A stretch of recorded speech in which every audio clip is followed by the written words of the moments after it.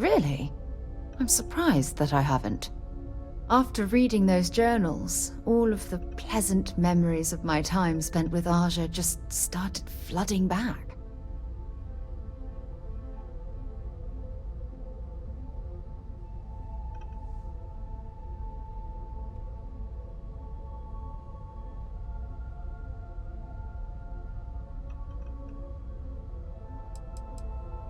Aja Mamasa. She was the youngest member of Constellation when it was founded. Only took her 15 years to reach chair. Sorry, I sometimes get so caught up in my own bubble, I forget that I wasn't the first.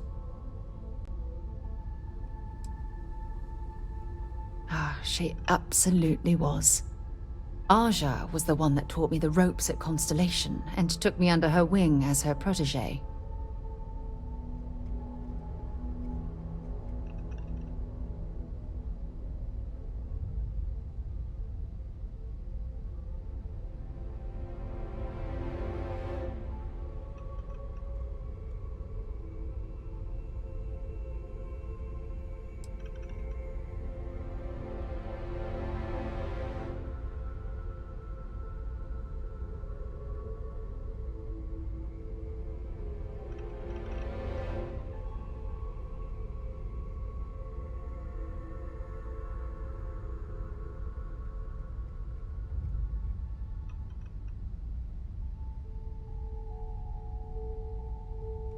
You in deep thought or something? Yeah, I thought so too. That's why I adopted her methods. You know, Aja and I logged quite a few interesting discoveries together. But it was the journey itself that I'll never forget.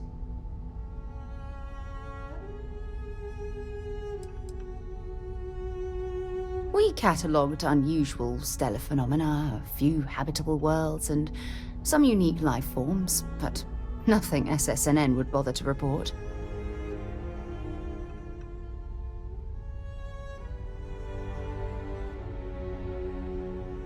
Exactly.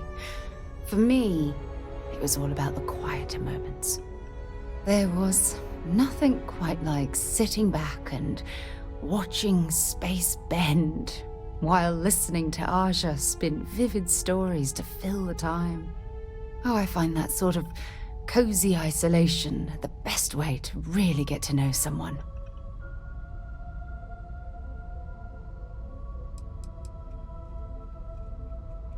Yeah, you know, being alone in interstellar space, nothing but light years of black around you. Some people find that terrifying. I find it comfortable. It helps me bond with my shipmates.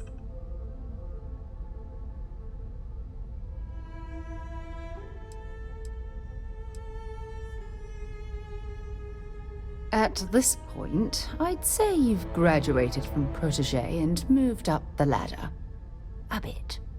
You know, all this talk about Aja reminds me that my time with her was a gift. I miss her dearly.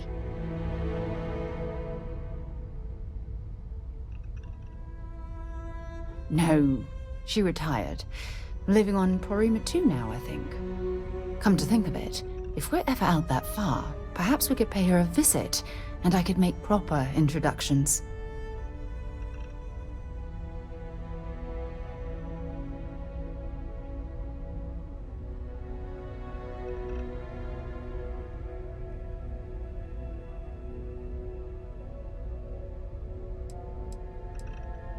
Oh, don't worry.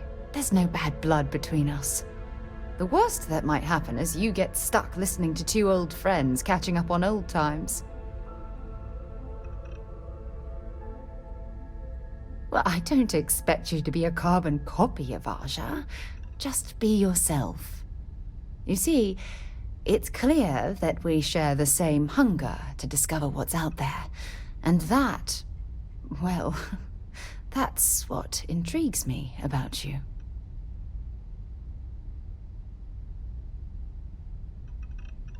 Good. Then we're both on the same page. Anyway, That's all I had to discuss for now, so if you'd point the way, we can continue our journey.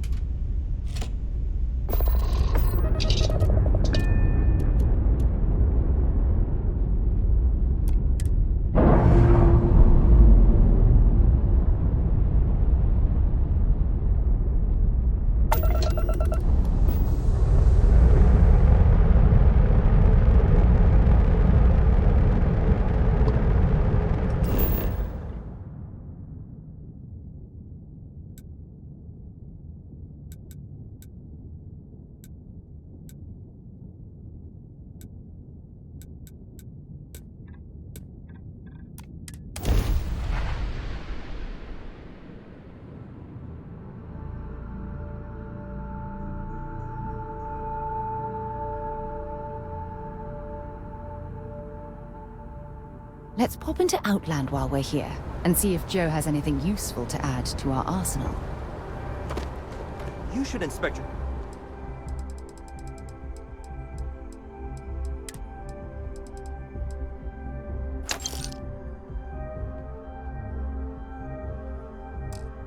ship for heat leeches every couple landings.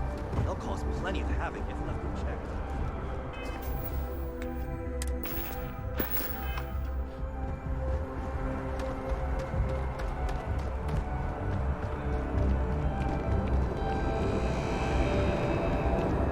I know your type.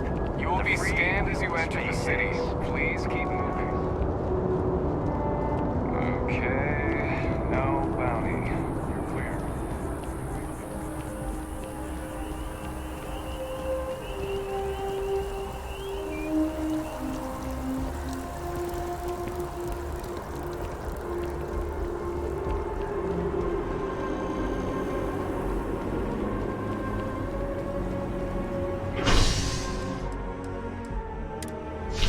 Flown across most of the settled systems in all manners of spacecraft, and yet I still sit on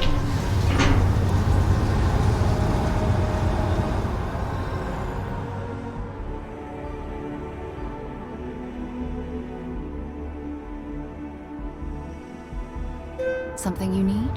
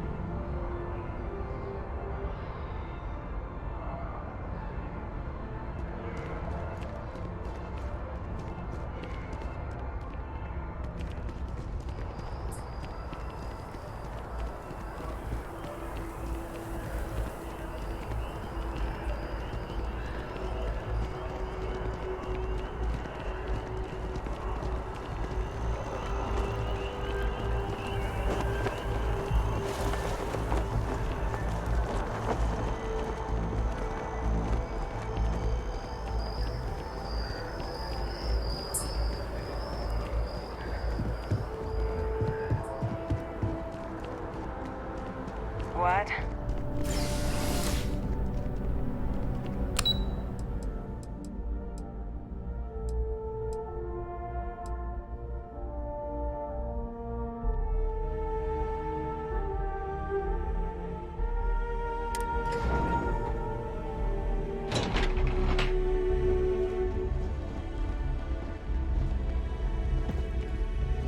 Pardon? Hello. Yes?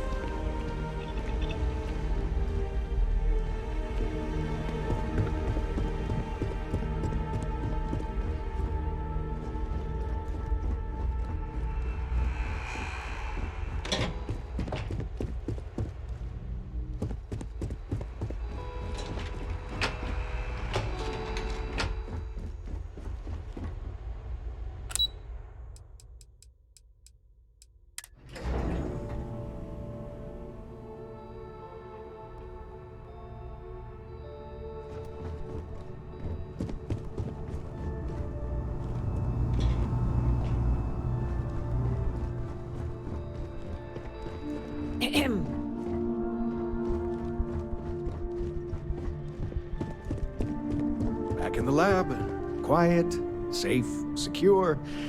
Just how I like We it. didn't get where we are by sitting on our laurels. May I help you? Our laurels, in fact, became uninhabitable a long time ago. Helps to remember that. It's home. It doesn't matter how long I've been away, that will never change. Now, this lab will take some getting used to. Sometimes I go looking for the bathroom and end up in the storage closet.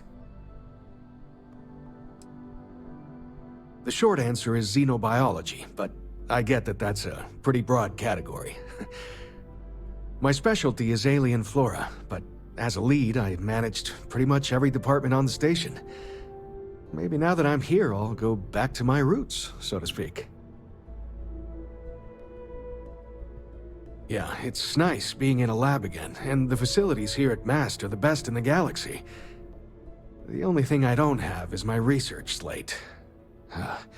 The thought of having to start over from scratch, well, I feel like Sisyphus pushing his boulder up the hill. Xenobiological stuff on the flora we grew in the facility. We made regular jumps to MAST, so thankfully I don't need all of it, just my most recent notes.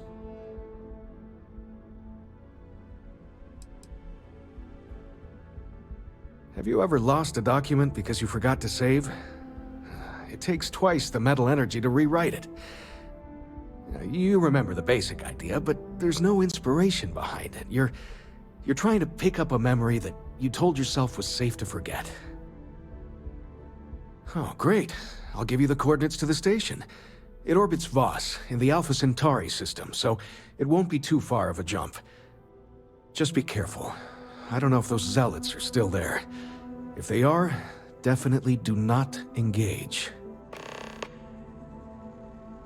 Goodbye.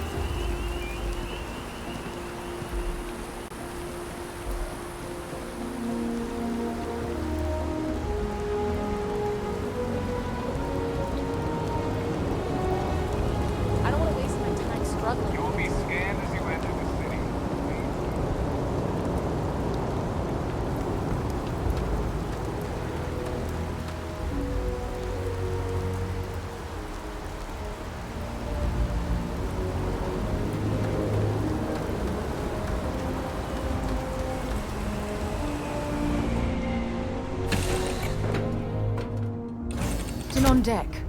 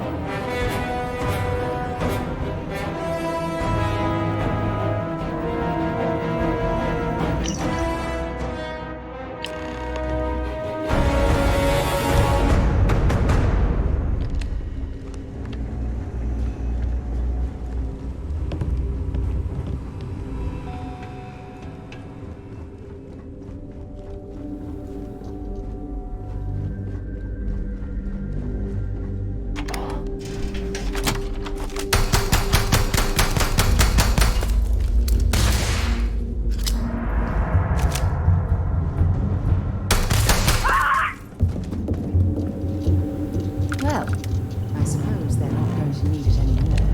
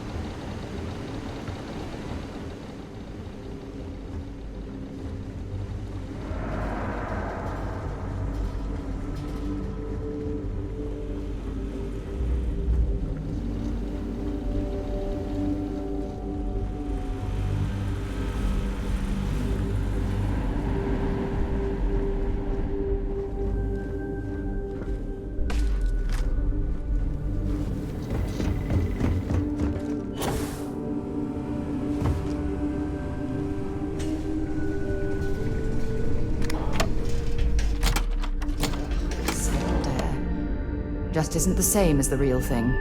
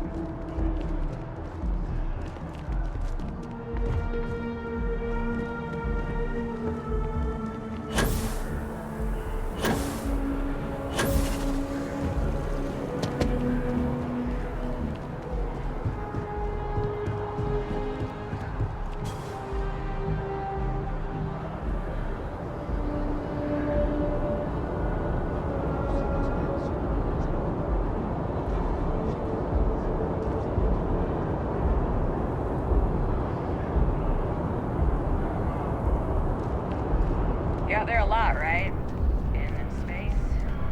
Just do us all a favor.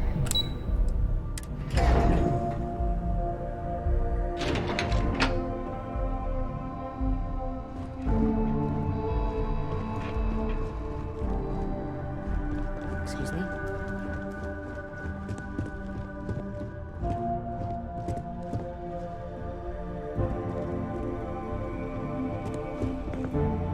Good to see you again. May I help you? Well, will you look at that? Huh. And it seems to be in working condition. So you see, even when tragedy strikes, there's people like you to help pick up the pieces. It makes me feel good about where we're going as a species.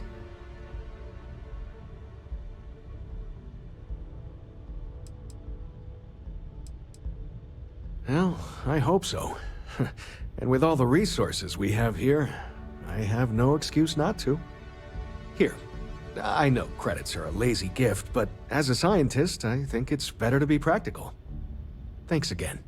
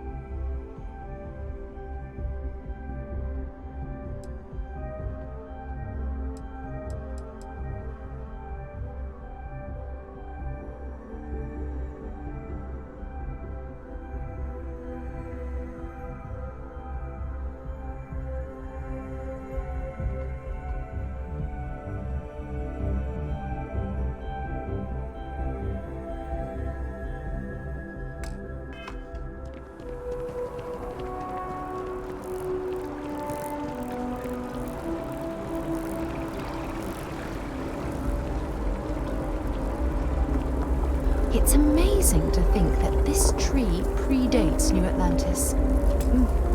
Can you imagine all the I was changes hoping we it's might seen? run into one another again. Your timing is most fortuitous. I'm on the verge of something, but I don't quite have all the information I need. You have no idea how much I appreciate that. Truly. Of course, now that I understand more about what's going on, it seems plain as day. And yet I never would have imagined it before. The tertiary trunks have also liquefied their interiors, but they're not vibrating. I thought perhaps it was some sort of defect, but it's much simpler. They're listening. It means it is ready to reproduce. I believe this tree is sending vibrations out over massive distances and expecting to detect sympathetic vibrations in return. As of yet, there's been no response. I suspect that will not change, that a response is impossible, and that's very, very bad news.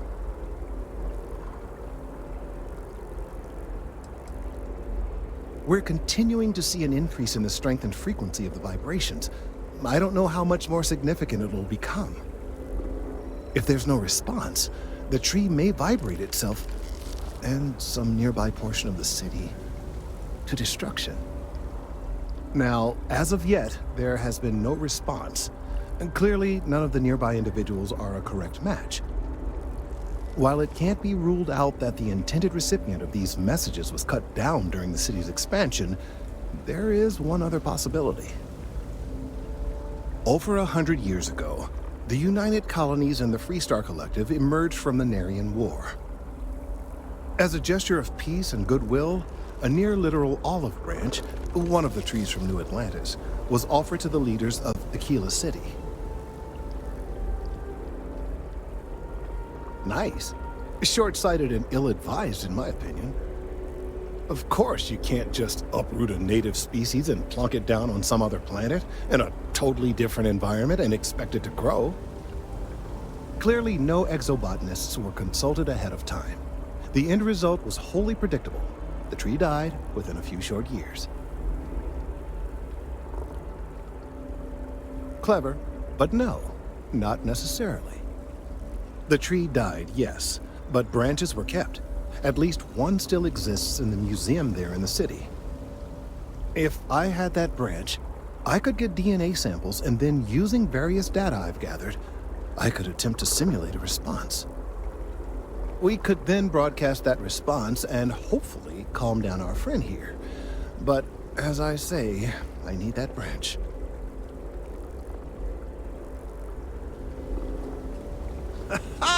I knew you would understand. The museum in Aquila City is under the supervision of one Miss Kassler, I'm told. I don't know anything about her, but hopefully she'll be willing to listen to reason and assist our cause. All right, off you go. We don't have any time to waste.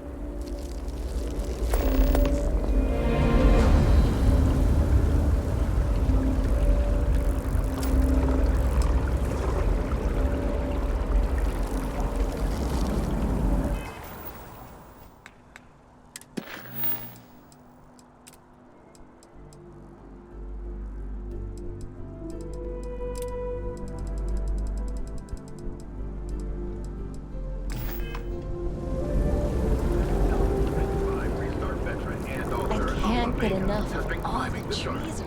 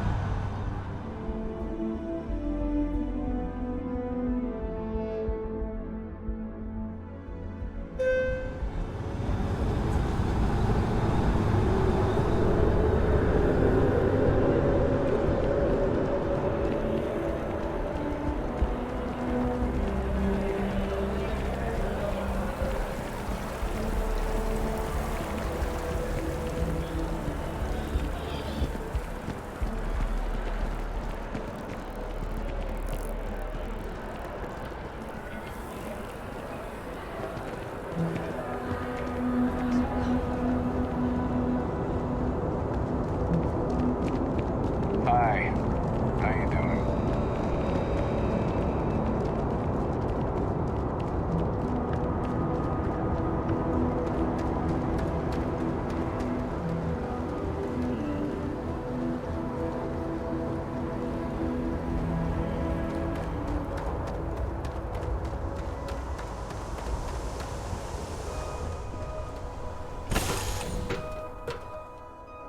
We'll head to my crew position.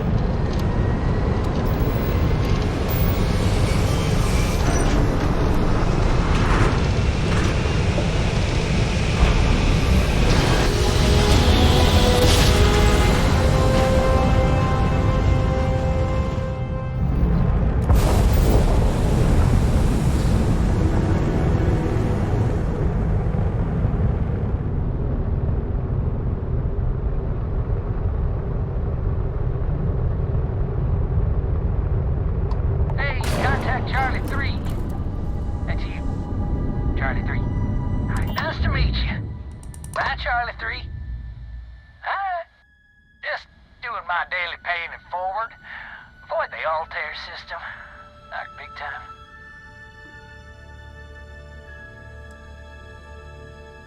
I meet so many people, and I'm just giving up trying to keep track of them all.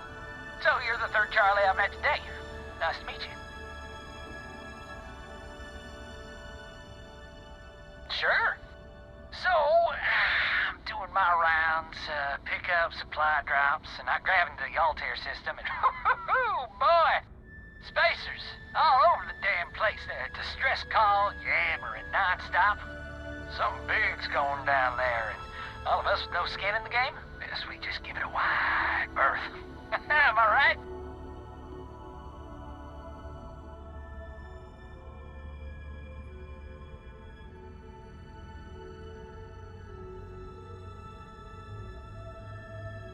Charlie 3, you are looking to pay it forward like big time. Oh, I mean, I won't tell you you're crazy, but wow. Bye, Charlie 3. You've been like the best Charlie 3 I've talked to all week.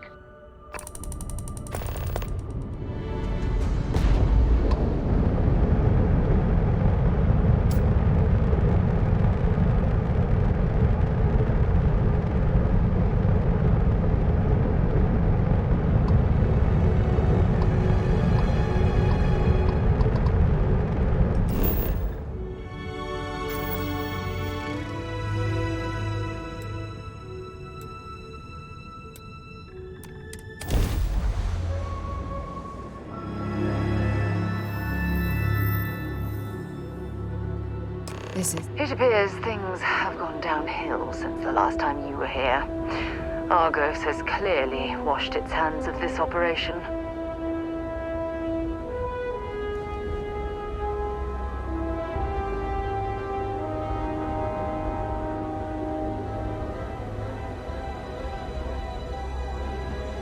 Well, you're back.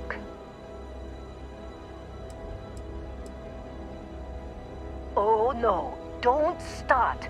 I've had enough Barrett for one lifetime. I don't need the sequel showing up on my doorstep. More pirates showed up when you were gone. We weren't as lucky this time. Calvert, Troy, some of the new Dusties, they didn't make it.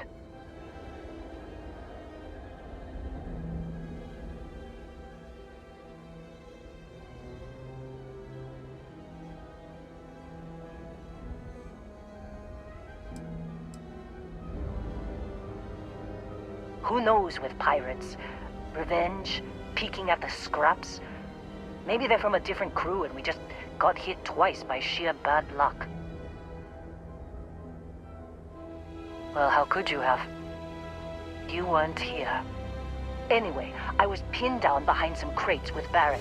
Bullets and laser fire everywhere. No smile on that damn carefree face of his. Like he knew this was it. I started steeling myself to go out fighting. Then that idiot puts his hand on my shoulder and says, "Stay here, Lynn. I got you." Not quite. Barrett is more dangerous than you might think. Next thing I know, 2 of the pirates are dead, and he's got the third one in a headlock. Drags him out into the open at gunpoint and demands to talk, or else I'm going to demonstrate Newton's third law on this guy's temporal lobe. And that's when they brought out Hela.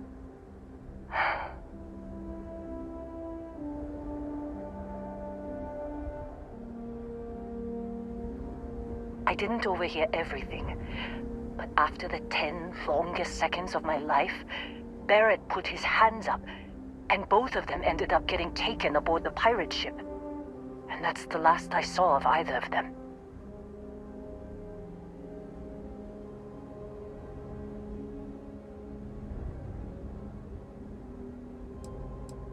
Too risky to put that in the message. Too much liability. You know how it is. Our clients need to know when the operations start and stop.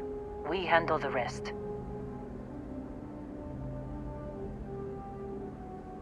They could have grav-jumped anywhere. I tried pinging a transmission to the ship in the comms building before they left, but the pirates must have fried it. You want to try it? Go ahead.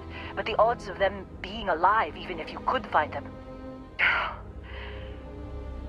I've lost a lot of people on this run, Dusty. I just want to pack up.